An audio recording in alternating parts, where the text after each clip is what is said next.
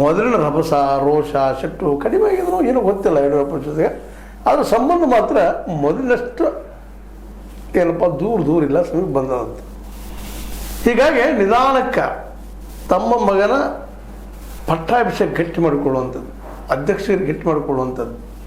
2028ಕ್ಕೆ ತಮ್ಮ ಮಗನ ಬಿಟ್ಟರೆ BJPಯಲ್ಲಿ ಯಾರೂ ಇರಬಾರದು ಅನ್ನುವಂಥ ಒಂದು ನೆಲೆಗಟ್ಟಿನಲ್ಲೇ ತಮ್ಮ ಹೆಜ್ಜೆ ಇಡ್ತಾ ಇದ್ದಾರೆ. ಆದರೂ ಈ ನಡುವೆ HD ಕುಮಾರಸ್ವಾಮಿಗಳು ಜೋರ್ದಾರಾಗಿ ನಾನು ಈ ಸಲ 2028ರ ಮುಖ್ಯಮಂತ್ರಿ ಸ್ಥಾನಕ್ಕೆ ಪ್ರಬಲ ಅಭ್ಯರ್ಥಿ ಅಂತ ಹೇಳ್ಕೊಳ್ತಾ ಇದ್ದಾರೆ.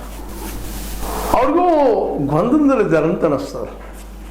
ಕೆಲವೊಮ್ಮೆ ಅವ್ರು ಮಾತಾಡೋ ರೀತಿ, ಹಾವಭಾವ, ಬಾಡಿ ಲ್ಯಾಂಗ್ವೇಜ್ ನೋಡಿದಾಗ ಮೋದಿ ಮತ್ತು ಶಾರ್ ಅವರ ಆಶೀರ್ವಾದ ಅವ್ರಿಗೆ ಅದ ಅಂತ ಅನ್ನಿಸ್ತದೆ. ಮತ್ತು ಮೂಲತಃ ಮೋದಿ ಶಾರ್ ಅವರಿಗೆ ಯಡಿಯೂರಪ್ಪನವ್ರ ಮೇಲೆ ಅಂಥ ಆತ್ಮೀಯತೆ ಇಲ್ಲ ಅನ್ನೋದು ಈಗಾಗಲೇ ನೋಡ್ತಾ ಬಂದಿದ್ದೀವಿ. ಯಾಕಂದರೆ ಕರ್ನಾಟಕದಲ್ಲಿ ಇದ್ದಿದ್ರಲ್ಲ, ಅದರಲ್ಲೂ ಮುಖ್ಯವಾಗಿ BJPಯನ್ನು ಅಧಿಕಾರಕ್ಕೆ ತರೋಲ್ಲ, ದಕ್ಷಿಣ ಭಾರತದಲ್ಲಿ ಪ್ರಮುಖ ಪಾತ್ರ ವಹಿಸಿದಂಥವ್ರು.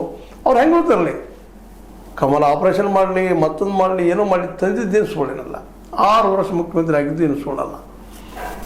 ನೆಲೆ ಕಡ್ಡೌನ್ ಆಗಿ ಅದೇನೂ ಇರಲಿ. ಇವತ್ತು ಆ ದಿಶೆಯಲ್ಲಿ ಮೌನವಾಗಿ ತಮ್ಮ ಮಗನ ಬೆಳೆಸ್ತಾ ಇದ್ದಾರೆ. ಅವರು ಜೋರ್ದಾರಾಗಿ ಸಿದ್ದರಾಮಯ್ಯನ ಅಟ್ಯಾಕ್ ಮಾಡ್ತಾ ಇದ್ದಾರೆ, ಇನ್ನೊಬ್ಬರನ್ನು ಅಟ್ಯಾಕ್ ಮಾಡ್ತಾ ಇದ್ದಾರೆ. ಇಲ್ಲಿವರೆಗೊಬ್ಬರು ಇದ್ರು ಅವ್ರಿಗೆ ವಿರೋಧಿ ಯತ್ನಾಳರು. ಪಕ್ಷದಲ್ಲಿದ್ದಾಗ ಬಹಳ ಸ್ಟ್ರಾಂಗ್ ಇದ್ದವ್ರು ಯತ್ನಾಳರು. ಯಾಕಂದ್ರೆ ಅವ್ರ ಹಿಂದೆ